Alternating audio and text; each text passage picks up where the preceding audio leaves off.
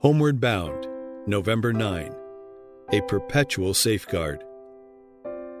Affliction will not rise up a second time. Nahum 1, verse 9. Satan's rebellion was to be a lesson to the universe through all coming ages, a perpetual testimony to the nature and terrible results of sin.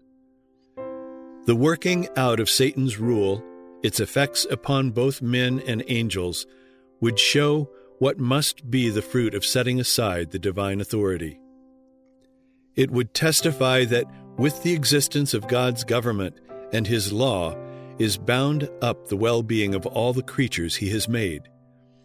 Thus, the history of this terrible experiment of rebellion was to be a perpetual safeguard to all holy intelligences, to prevent them from being deceived as to the nature of transgression, to save them from committing sin and suffering its punishments.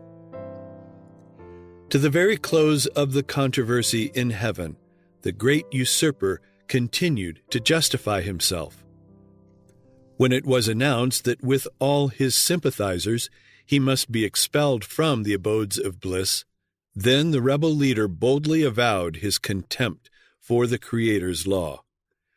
He reiterated his claim that angels needed no control, but should be left to follow their own will, which would ever guide them right.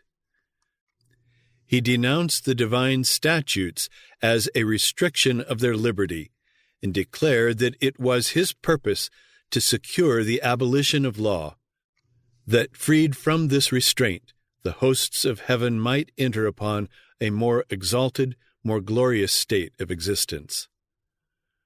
With one accord, Satan and his host threw the blame of their rebellion wholly upon Christ, declaring that if they had not been reproved, they would never have rebelled. Thus, stubborn and defiant in their disloyalty, seeking vainly to overthrow the government of God, yet blasphemously claiming to be themselves the innocent victims of oppressive power, the arch-rebel and all his sympathizers were at last banished from heaven. The same spirit that prompted rebellion in heaven still inspires rebellion on earth. Satan has continued with human beings the same policy which he pursued with the angels. His spirit now reigns in the children of disobedience. Like him, they seek to break down the restraints of the law of God and promise liberty through transgression of its precepts.